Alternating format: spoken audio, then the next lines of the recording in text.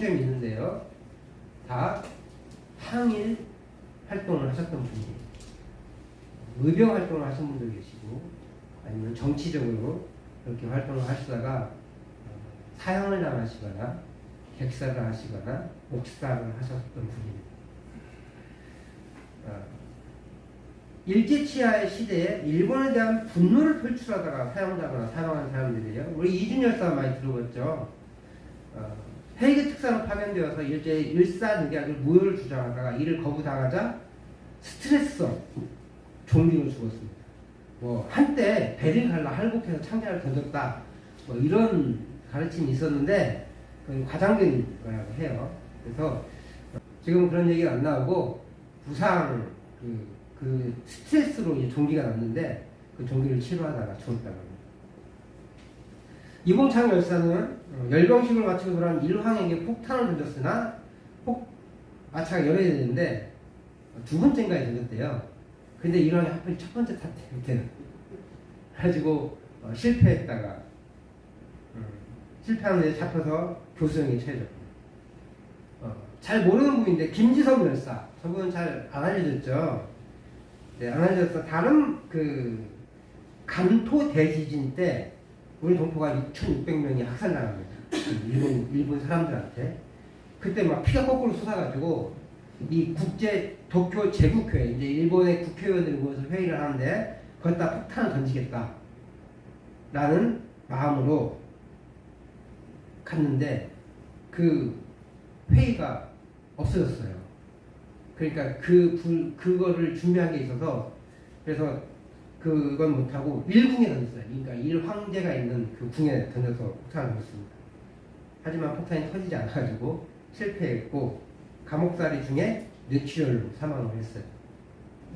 또 지금 김일상이라는 분도 잘 모르시는 분이긴 한데 조선 총독부에 폭탄 테러를 했습니다. 그래서 많은 사람들에게 이렇게 많은 사람들을 이렇게 살해를 했어요. 조선 총독부가 폭탄을 했으니까.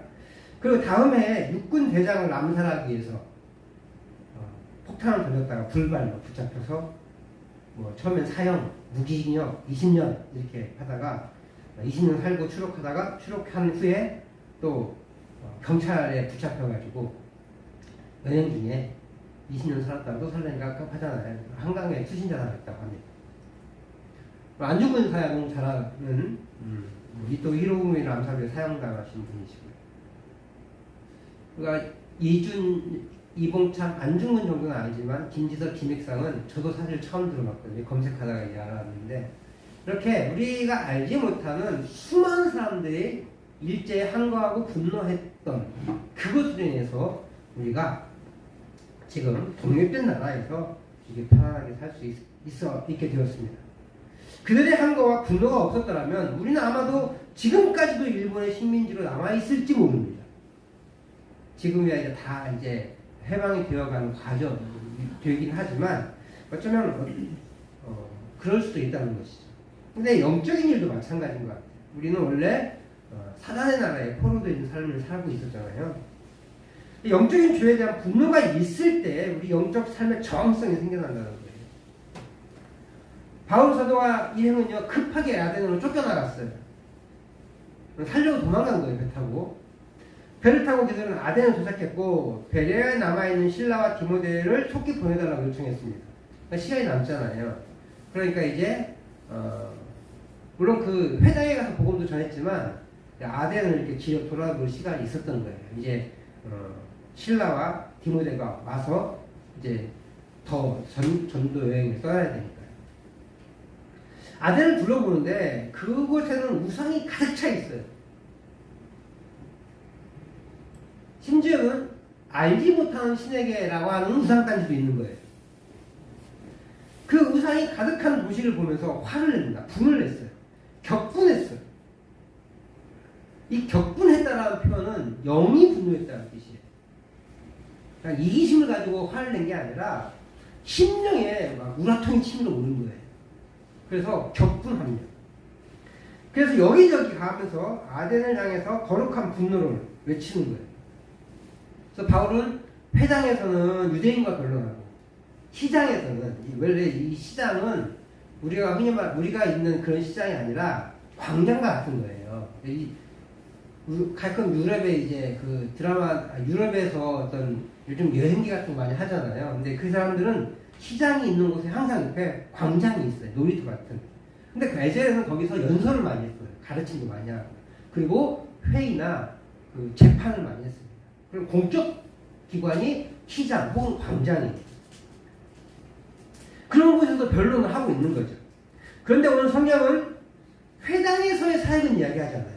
회당에서 많은 이대인과 변론했다. 거룩한 사람들과 변론했다.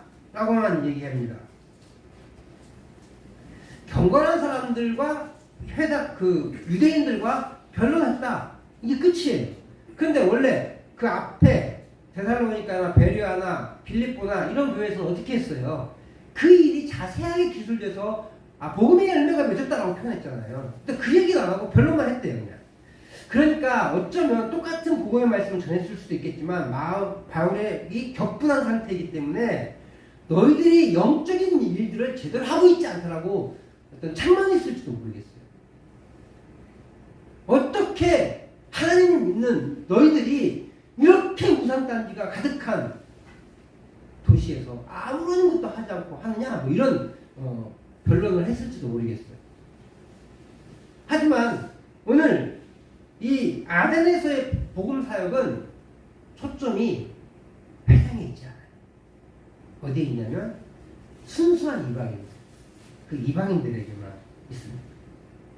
그래서 회당에서도 충분한 이야기가 있을 수 있겠지만 거기는 이제 전했다 하고 끝내고 이제 아덴에서의 복음은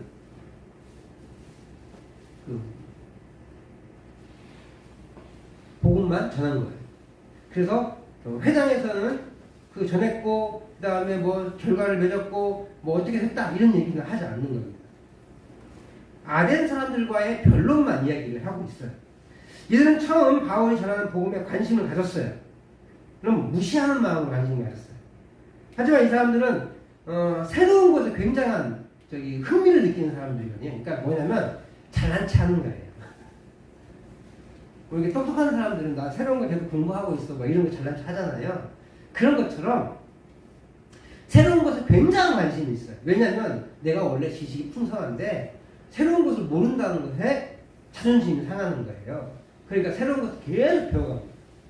근데 바울이라는 인물이 와가지고 그렇게 똑똑해 보이지 않는데 그런 인물이 와서 새로운 것을 전하니까 한번 드러나 보자 라고 하는데 우스워요.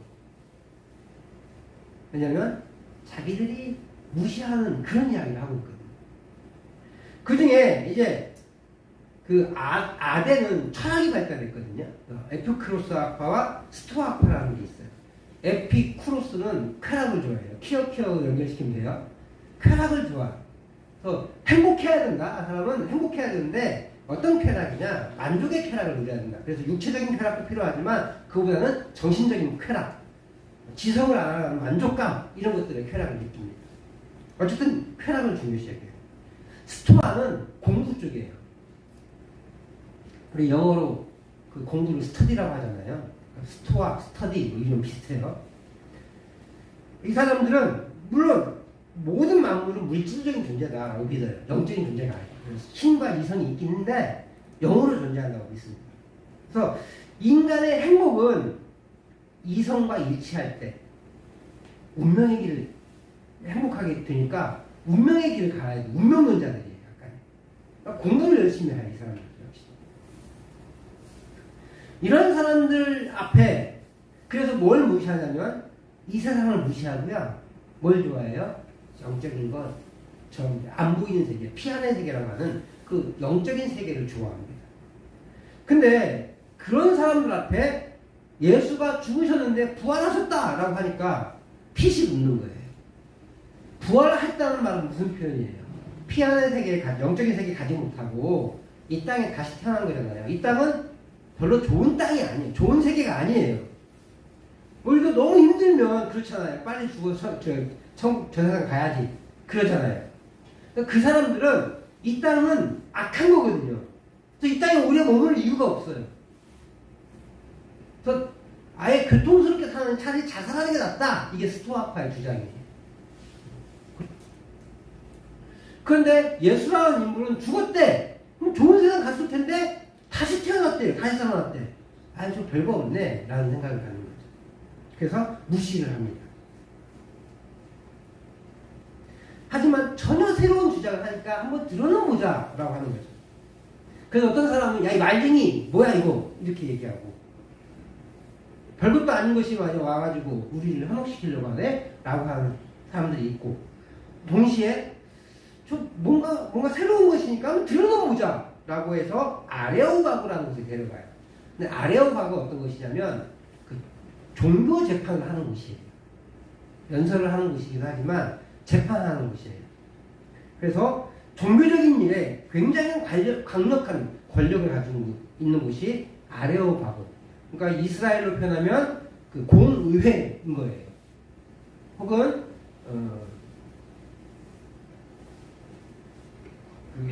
그렇게 이스라엘의 그런 종교 집단들이 있었잖아요. 그런 것처럼 이 아레오바고라는 곳은 그런 종교적으로 어떤 강력한 의결 기구입니다. 그런 곳에 가서 네가 한번 너의 주장을 해봐 라고 얘기해요. 그래서 바울은 복음을 전해요. 아덴 사람들 너희들은 종교심이 많은데 그래서 알지 못하는 신에게라는 단어 내가 봤다. 근데 있잖아 너희가 알지 못하는 그 신을 내가 소개해 주겠다. 그분이 바로 하나님이시다. 그분은 세상을 창조했고 그분은 사람의 선교를 받지 않는다. 인류를 창조하시고 거주를 정하셨는데 우리가 그분을 힘입어서 살아가는 거다라고 얘기해요. 그런데 우리가 그분과 멀어졌기 때문에 그분이 우리를 위해 예수 그리스도를 보내신 겁니다. 알지 못하던 시대에는 그분이 그 하나님이 우리를 간과하고 그 죄를 넘어가 주셨지만 이제는 예수님이 오셨기 때문에 회개해야 된다.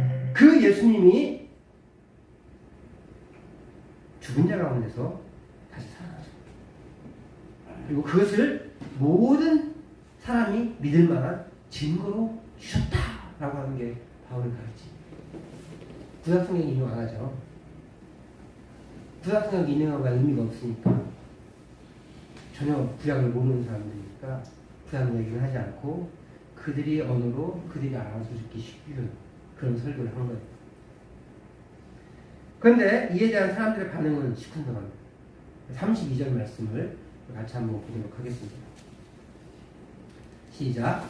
그들이 죽은 자의 부활을 듣고 어떤 사람은 조롱도 하고 어떤 사람은 이 일에 대하여 내 말을 다시 듣겠다 하니 어떤 사람은 조롱했어요.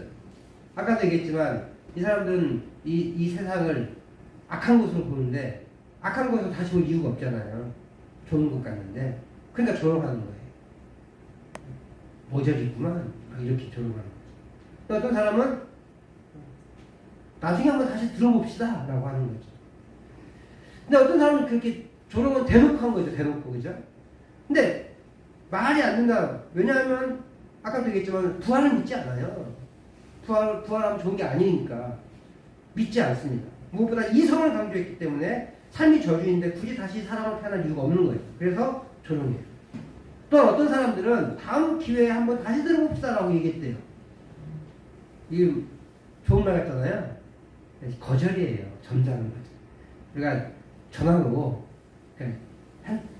카드 개통하세요 막 이런 거 보험 다 쓰세요 이런 거 할 때 뭐라고 얘기해요.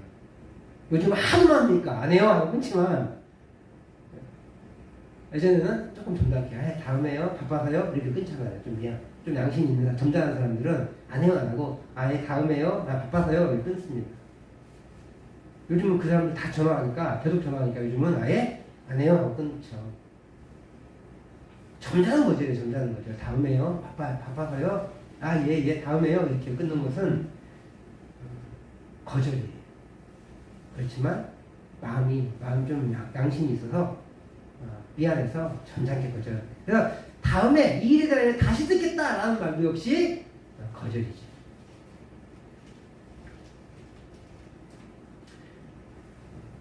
그래서 바울 사도는 그들에게도 떠납니다. 그럼에도 몇 사람은 복음을 받아들입니다. 우리 34절 말씀을 같이 읽어보도록 하겠습니다. 시작. 몇 사람이 그를 가까이 하여 믿으니 그 중에는 아레오바고 관리 디오누시와 다말이라는 하는 여자와 또 다른 사람들도 있었더라. 바울의 복음을 받아들이는 사람이 몇 명 안 돼요. 보통은 많았더라, 더 많았더라 뭐 이렇게 표현하는데 몇 명 안 되니까 몇 명 없었다 이렇게 표현하는데 유력한 사람들도 있었어요. 아레오바고 관리 디오누시. 이 말은 이스라엘의 공무회 의원들 중에 혹은 대제사장 가문들 중에 어떤 한 사람은 믿었다 라고 하면서 이름을 바뀐 거예요. 디오누시오. 나중에 강력한 영향력을 미칠 수 있겠죠. 그리고 다말이라는 여자인데 여자는 이름 원래 잘 안 나오잖아요. 이분도 한 상당히 유력한 사람의 부인, 귀부인에 속했을 것이다 라는 추정을 할 수가 있습니다. 그러니까 경건한 사람들이 아니었어 이 사람들은요. 그런데 복음을 듣고 받아들이는 사람들이죠. 우리가 사는 이곳 강경과 구민은 어떻습니까? 복음의 문이 수십 년 전에 열렸어요.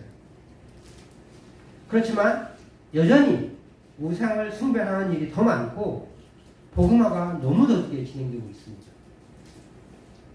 우리는 이런 상황을 보면서 우리 마을의 환경을 보면서 어떤 마음을 가져요? 바울과 같이 울문하는 마음이 있으십니까? 아니면 야 여기는 진짜 어떻게 할 수가 없어 라고 하는 환경에 주눅들어 아무것도 못하고 있습니다.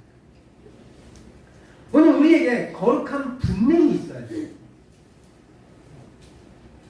이 죽어가는 마을, 영원히 피폐해 있는 마을을 향한 거룩한 분노를 표출하고 복음을 변론할 수 있어요. 물론 우리가 바울 사도처럼 연선하고 논쟁하는 할 수는 없을 거예요. 그런데 최소한 우리 마음에 우상에 가득한 마을을 보면서 분통해하고 복음화를 위해서 기도해야 한다는 것이죠. 저희 시골 마을 여기 예전에 한번 해드린 적이 있었던 것 같은데요. 저희 시골 마을은 일제시대에 개척한 간척지 마을이에요. 예전에는 섬이었던 곳을 산이라고 불러요. 몽산. 꿈몽자 밀산자 해가지고 이렇게 꿈동산이라고 우리 옛날 목사님이 해석해 주시더라고요. 근데 꿈이 별로 없어요. 간척지에 사람들이 누가 모이겠어요? 뜨내기들이 모이는 거잖아요. 마을에 전통도 없고요. 별로 없어요. 마을이 구심점이 없어요. 하나 되지 못합니다. 각자 도전하는 거예요. 자기 방법대로. 그러던 중에요. 우리 교회, 우리 마을에 교회가 생기고요. 그리고 부흥의 물길이 일어났어요. 그러다가 교회가 저 이웃마을, 먼 마을에도 복음을 전하려고 했는지 우리 마을과 그 이웃마을, 먼 마을에 가운데쯤 교회를 세운 거예요. 그 교회가 멀어졌잖아요. 저희 집에서는 한 20분 정도 걸어갔어야 됐어요. 그렇게 이제 뭐 예수 믿는 사람들만 이렇게 줄 다니고 있었는데 한 해는 제가 어렸을 때인데 군산 CCC 선교단이라는 선교단이 마을에 왔어요. 우리 누나가 그 학교에 다니면서 CCC 활동을 하면서 겨울에 전도여행을 하자 그랬나 봐요. 그러면서 이제 저희 집에 기거하면서 뭐 일주일인지 며칠인지 자기들이 밥 해 먹으면서 저희 마을을 전도하기 시작한 거예요. 뭐가 있겠나 싶은, 저 어렸을 때는 아무것도 기억이 안 나죠. 모르죠. 그냥 전도했고 그 형들하고 누나들하고 노는 게 재밌었던 기억이 나요. 근데 하필 제가 겨울에 열심히 밖에 놀다 보니까 이 손이 까마지잖아요. 근데 그 까만 손을 형들한테 들켰어요. 그리고 야 손이 이게 뭐야 어떻게 해야겠다 라고 해서 그때부터 손을 열심히 깨끗이 씻은 것 같아요. 그런 기억이 있지만 얼만큼 복음을 열심히 전하고 얼만큼 열심히 기도했는지 기억은 안 나요. 내가 전도 현장에 참여하지 않았으니까. 근데 최소한 어떤 걸 기억하냐면 우리 대문 앞에서 전도하러 나갈 때 그리고 전도가 들어와서 손잡고 함께 힘차게 기도하는 형들의 누나들의 기도 소리를 기억해요. 그리고 10수년이 지나서 우리 마음을 보니까 큰 가구는 아니지만 40-50가구 정도 되는 한 50가구 정도 되는 작은 마을이었는데 그 마을에 거의 모든 가정이 예수님들.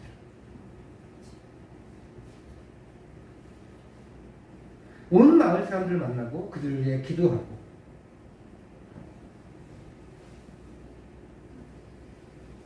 기도하는 시간을 가중에 10수년이 지나서 보니까 한 가정 한 가정 변화가 일어나요. 마을에 싸운 딸이 있었어요. 술만 먹고 오면 난리 나는 거야. 동네를 다 시끄럽게 하고 그 아들, 그 집에 아들만 3형제인가 4형제가 있었는데 다 깡패짓 하고 다니고 폭력배들 있잖아요. 그 학교 폭력배 일진들 그 역할을 하고 다니는 거 그런 집안이었어요. 그 집안이 예수 믿더라고요.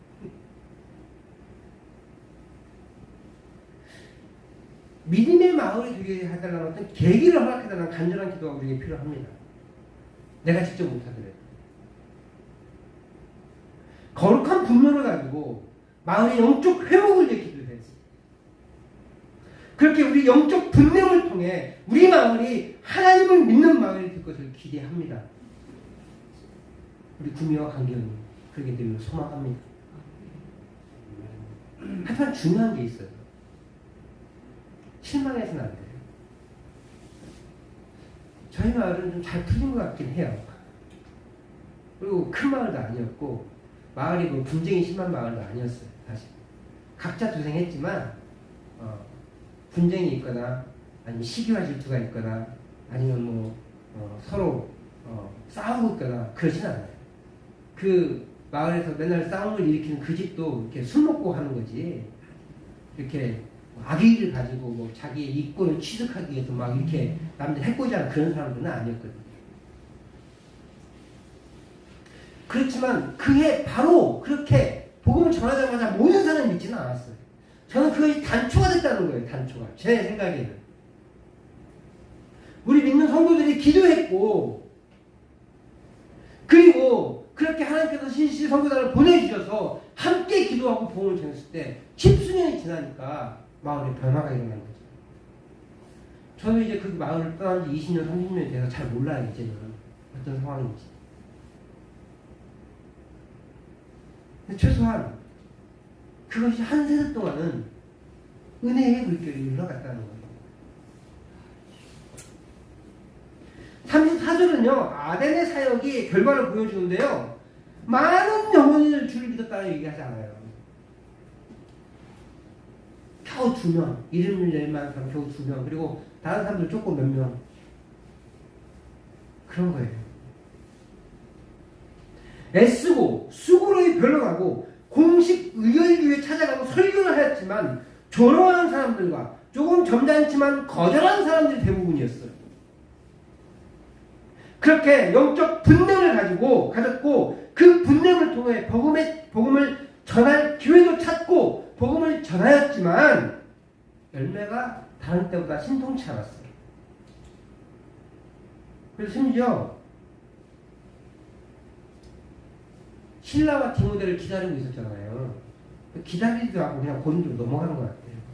나중에 보니까 신라와 디모데를 고린도에서 만나거든요. 안 기다린 거예요. 거기서 아데네스에서. 그냥 떠나버렸어요. 너무 실망스러우니까. 근데 바울이 포기했어요? 안 했어요? 안 하잖아요.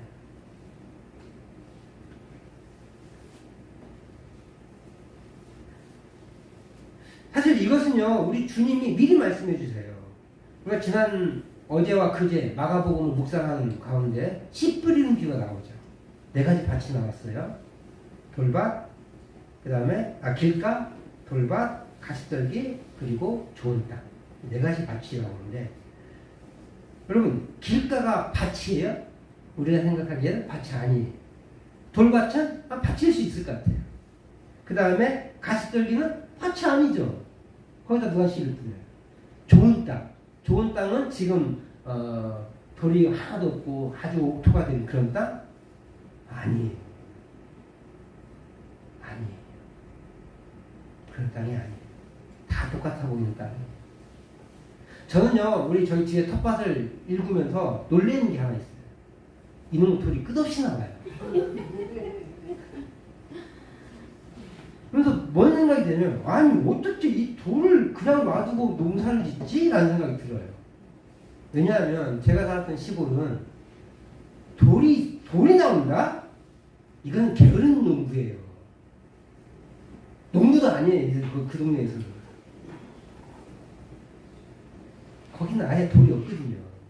근데 얼마나 게으르면 그 돌 하나 있는 걸 안 치워요. 그러니까 게으른 놈이거든요. 게으른 사람이에요. 아주 게으른 사람. 올라오면. 애들이 던졌던 돌 하나 나오는 거예요. 근데 여기는 태생이 돌밭이야. 끊임없이 나와. 던지다 던지다 제가 지쳐가지고 이제 안 해, 저도. 물론 가끔은 이제 건축 폐기물이 나올 때는 그런 걸 확실히 버리지만 끝도 없이 돌들이 나오니까 나도 포기했어. 대한민국에 사는 저도 이 평야지대, 강하구지대, 산간지대의 느낌이 달라요. 근데 이 이스라엘은 광야잖아요. 완전 달라요. 어떻게 다르냐면 길간지, 길인지, 밭인지, 돌밭인지, 거기가 가시가 날 건지 잘 몰라요. 다 똑같이 돌짝밭이에요. 근데 우리가 말하는 돌밭이라고 하는 곳은 어떠냐면 바위가 밑에가 안반이에요. 나중에는 알겠죠. 나중에는 걔도 그때 죽는다는 거 알겠죠. 나중에는. 근데 밑에가 안반이니까 위에만 살짝 있는데 항상 자갈이 다 있거든요. 거기다 씨를 뿌리는 거예요. 자갈을 키울 여력이 없어요. 거기다 씨를 뿌려요. 나긴 나죠. 근데 뿌리가 얇잖아요. 바위를 뚫지 못하잖아요. 그러니까 근데 비가 뭐 잘 오냐? 안 오니까 말라버리는 거죠. 그렇다고 주변 가까운 데 물이 있으면 물이라도 줄 텐데 물도 없는 것이죠. 천상 하늘을 받아보면 천수가 아니거든요. 천수전이죠. 밭이니까. 하늘만 받아보면 천수전이기 때문에 그렇게 조금 비가 안 오면 말라 죽는 거예요. 가시덤불? 마치 가시덤불이 뭉청한데 거기다 씨를 뿌린 것처럼 보이는 거잖아요. 가시덤불을 마르면 다 그 사람들 바람 불어 날아서 이렇게 돌아다니죠. 별로 없어요. 그 자리에. 불때끼 떠다. 근데 해보니까 비 오고 나니까 가시가 막 일어나니까 살 수가 없는 거예요. 근데 그곳은 어떤 곳이에요? 그나마 계속 자라요. 그래서 기대치가 생기는 거예요. 혹시 가시를 이기고 열매를 맺을까라는 기대가 있어지겠죠. 좋은 밭도요. 겉보기는 똑같아요. 자갈이 이렇게 하고요. 근데 그때 씨를 뿌리는 거예요. 자갈이 많이 있는데. 근데 그 밑은 바위가 없어요. 그 밑에는 가시덤불 씨앗이 없어요. 그러니까 가시덤불이 더 막 자라지 않는 거예요. 다행히 뿌리를 잘 내리고 방해하는 것들이 없으니까 자라서 열매를 내는 거죠. 그러니까 뿌리는 자는요. 처음에는 돌밭인지 길가인지 딱딱한 길인지 가시덤인지 잘 몰라요. 좋은 땅인지. 표시가 분명하지 않아요. 우리는 딱 길 가면 다 젖어가지고 사람들이 많이 젖어가지고 그 길이 분명히 보이지만 그 돌짝밭에 사람이 다녀봐야 얼마나 다니겠어요. 사람이 인구가 이렇게 많은 것도 아니고. 그러니까 이게 길인지 아닌지 분간이 잘 안 돼요. 사람들한테 계속 밟히고 있어서 딱딱한 땅인지 분간이 잘 안 됩니다. 뿌리는 거예요. 있으니까, 본토가 있으니까. 그런데 어떤 것은 전혀 싹쓸 기미가 보이지 않아요. 자세히 보니까 씨가 아예 없어졌어. 또 어떤 것은 잘 자라나 했더니 금방 말라버려요. 또 어떤 것은 말라 죽진 않는데 비실비실해서 결국은 열매가 안 맺어요. 길가보다는 돌밭보다는 가시떨기밭이 좀 더 좋아 보이는 것은 사실이지만 결론은 같아요. 열매가 맺히지 않은 것. 결국 이 세 밭은 모두 열매를 맺지 못하고 수확을 못합니다. 가시밭은 잎이 무성해서 뭔가 있어 보이긴 하는데 결국 열매를 맺지 못해서 아마 실망감이 클 거예요. 겨우 좋은 밭 하나에서만 열매를 맺습니다. 그러나 그 열매는 30배, 60배, 100배가 됐어요. 사실은 이스라엘 율법에서 이 당시에는 15배만 벌으면 잘 번 거예요. 근데 30배를 벌었으니 대풍년이 되는 거예요. 30배 이상은 다 그냥 풍년이에요. 풍년. 이전에 세 개의 밭에 버려진 씨앗보다 훨씬 많은 열매를 맺었어요. 밭에 4분의 1밖에 열매를 맺지 못한 건 사실이에요. 4분의 3은 버려졌어요. 우리의 수고가 4분의 3은 허투루 들어가는 거예요. 그래서 낙심될 수 있어요. 그러나 거기서 포기하면 아예 열매를 맺을 수가 없죠. 포기하지 않고 끝까지 우리의 사명을 감당할 때 작은 열매로 보일지 모르지만 4분의 1밖에 싹이 나지 않았지만 아니 열매를 맺지 않았지만 그것이 귀한 열매로 돌아와서 30배, 60배, 100배가 되는 거예요. 씨 뿌리는 비유를 통해서 말한다면 허비된 씨앗보다 훨씬 많은 수십 배의 열매로 돌아오는 거예요. 그러면 우리는 포기하지 말아요. 갈라디아서 6장 9절은 이렇게 말해요. 우리가 함께 읽어보도록 하겠습니다. 갈라디아서 6장 9절 말씀 시작. 우리가 사는 해가 돼 낙심하지 말지니 포기하지 아니하면 때가 이름에 거두리라. 포기하지 아니하면 때가 이름에 거두리라. 안타까운 건 그때를 누가 몰라요. 우리가 농사는 정확하게 알아요. 언제쯤 난다는 거. 며칠이면 나고 싹이 나고 며칠이면 자라고 언제쯤 비가 와서 쑥쑥 자라다가 열매가 맺을 것 언제쯤 수확할 거 다 알아요. 근데 영적인 열매는 시간적 제한이 없어요. 언제 일어날지 언제 열매를 맺을지 몰라요.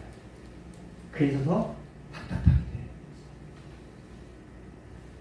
그러나 우리의 수고를 포기하지 않고 계속할 때 하나님의 때에 그분께서 이루어주실 줄 믿습니다.